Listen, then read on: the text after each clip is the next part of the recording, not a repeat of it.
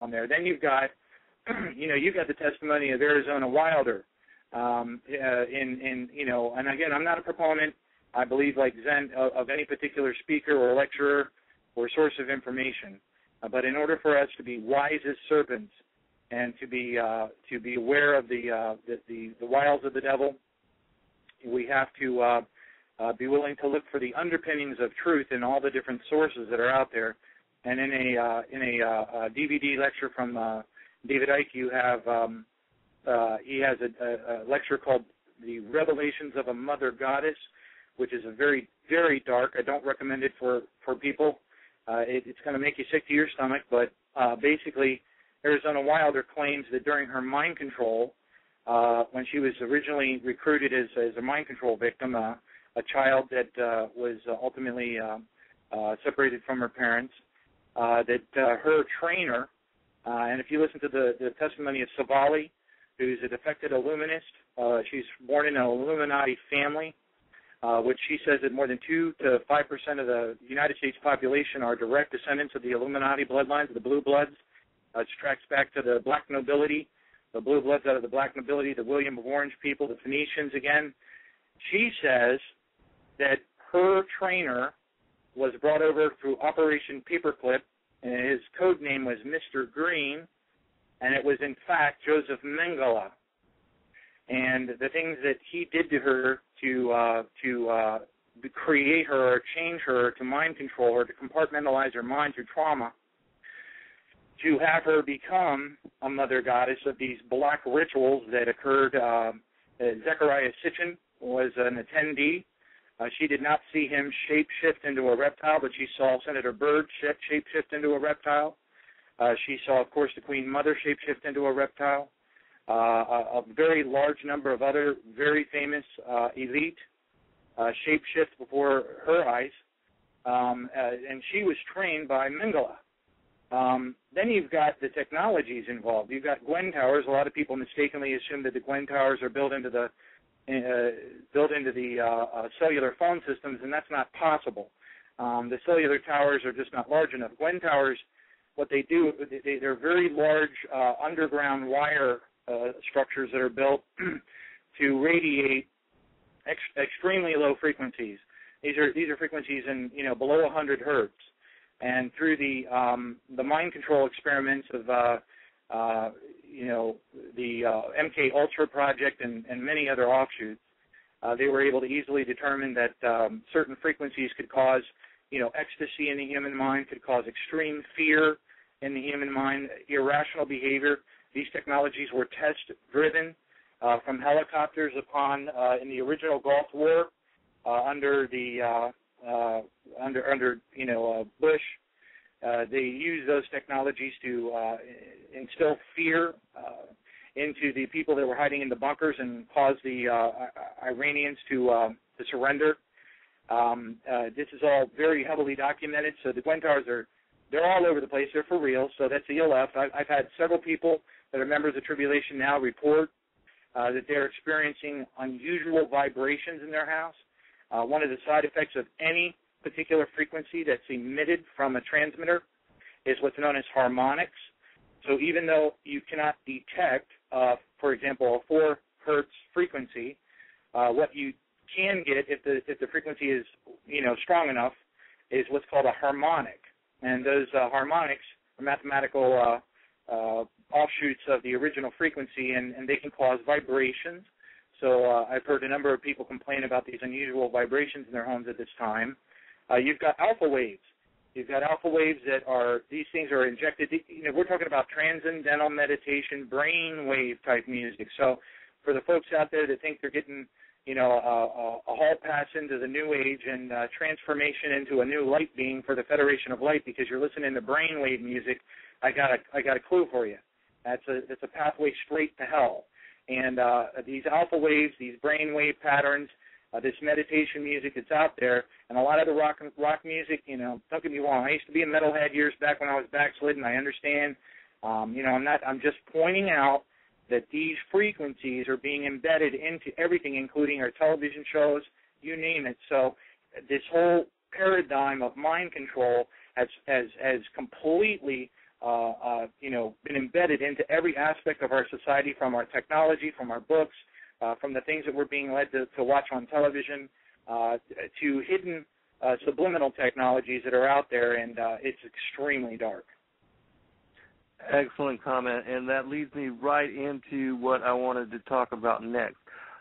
When I do the show on this particular document that I just read from, it actually goes into how to implement certain technologies to foster that exact mind control, and how they know that it's based on energy. And even with advertisement, they can get you to buy what they want you to buy just by, as John says, they embed this advertisement into all programming, and they're controlling people, and that's just one subtle way that everybody knows that they do it that way. But anyways, my next comment on another aspect of harmonics and frequency, and this has to do with HAARP, and this is the final comment, and then we're going to go into the topic of the evening for the evening. But this, I just published an article talking about this one guy who went to the HAARP particular website and took this one photo of the harmonics that were being registered over Japan during the time of the earthquake. And he noticed something very, very strange, in that there was a particular frequency that was being emitted since prior to the earthquake happened, all the way to just a few minutes or like an hour and a half, 2 hours after the earthquake. There was a ultrasonic wave that had a frequency of 2.5 hertz, which is the exact frequency for seismic activity and the registration of earthquakes.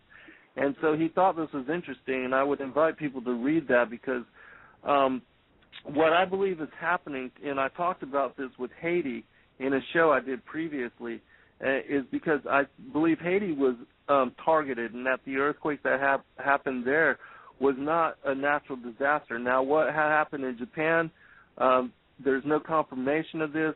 Benjamin Fulford did come out and say he gave a warning saying that, this had happened to Japan, and he was one of the people that talked about this. But I found this other article that had, scientific evidence of something that could be pretty fishy, and it was directly from the HAARP website itself, the High Atmospheric Aurora Project up there in Alaska, and so that was pretty interesting. But I don't believe that some of what we're going to be witnessing in our lifetime and experiencing in our lifetime, whether it's with earthquakes or tsunamis or even with hurricanes, tornadoes, droughts, that those are, the wrath of God being poured out on the planet as per se. I do believe all that is definitely coming, and the Lord is going to pour out his wrath, especially on those not written into the book of life, which is another thing that we're going to be talking about shortly. But I do invite people to at least look into it a little bit deeper, search for yourself, look into HAARP and the episode that Jesse Ventura did on his conspiracy theory about it, and other things, because that particular project and a few precisely set thermonuclear device, it could be done. There was actually also, after the tsunami that happened in Indonesia, there was a reported nuclear experiment that had happened, that was going on during the same time that had happened. It was an American experiment over there. But anyways, all that is out there as well too. So, take a look at it for yourself. Take it to the Lord in prayer and see where he leads you. But know that, especially with the document that I just read, Silent Weapons for a Quiet War, you can Google it yourself. Top secret document, been verified from several sources: Naval Intelligence, Bilderberg Group, William Cooper also saw it himself. They're declared war on you. They have declared war on you. And unless you know who your enemy is, you're not even going to know you're in a battle. So, right. And I just want you to be forewarned. Go ahead. Let me add a couple of things that I think people will find pretty fascinating. First off, you mentioned Bill Cooper. Bill Cooper was a very eye-opening. If you haven't read the book Behold a Pale Horse, you got to read it. But it's about his revelation about, he was involved in a top-secret naval intelligence capacity, was privy to a lot of the documentation associated with UFOs, aliens, being here on Earth. And you can read in the book, he was basically fallen away from his Christianity. I mean, he was being utterly shook. He was shook, completely shaken. And this falls back into 2 Thessalonians 2, where you have the great apostasy or the great falling away of the church, which we're going to touch on here briefly. And praise Jesus, Kenneth Beer is a very close friend of mine. We talk every day on the phone. Kenneth he was led to tribulation now over a year ago because he worked personally with Bill Cooper for a long time. So a lot of I consider him one of Tribulation Now's thought leaders. He's got a PhD in science. He has a very intimate understanding of the Scripture to a level that most pastors don't even come close to. And we're really blessed to have him as part of our group, and I bounce things off him regularly. But anyway, but I also wanted to mention, if you do a deep dive study on Tesla, when Tesla was dealing with harmonics, ELF type, extremely low frequency harmonics, when he was doing tests, there's an account of him being in a particular building in New York City where he actually caused a miniature earthquake to occur in that building and in that area, and the police evicted him and got him out of New York. There's just an enormous amount of evidence out there that these technologies are prevalent. And there's just one point I want to make real quick. I want to read you what the Mayans actually said. This is very alarming information, and people need to hear it.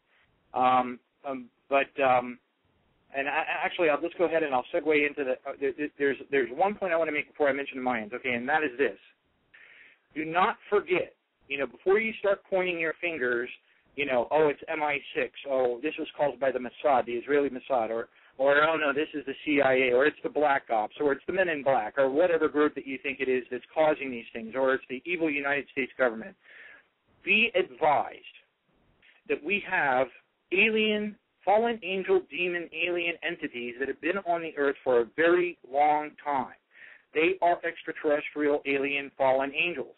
They are influencing, they are involved with the Black Ops, they work with the Black Ops. This is a battle between Lucifer and God. So when they are adding insult to injury by cranking up HAARP, those orders are not coming by some clueless, underling in the Senate. Those orders are coming from, I would argue, deep underground military bases by the people who are really in charge of the Black Ops, and it's not the United States Senate. Okay, so again, these are the kind of things you got to understand. This is a battle between Lucifer and God, and yes, indeed, they are adding insult to injury and cranking up the volume, and they're causing things to happen. But again, this is a battle between Lucifer and his army and God. But check this out. One last thing. The Mayans, in 1970, 34 years ago, I don't know the exact date of that, but 34 years ago, in a special, or it wasn't a special, it was a TV series that was hosted by Leonard Nimoy. It was called In Search Of.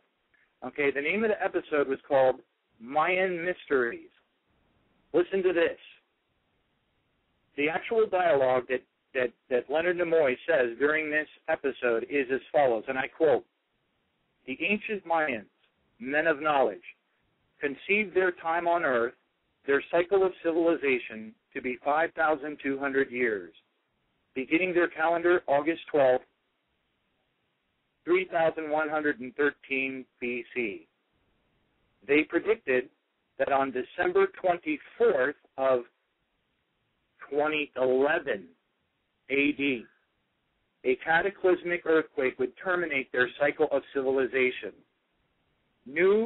Listen to this, new men of knowledge would then appear to fight the forces of evil and lead the people to create a world government.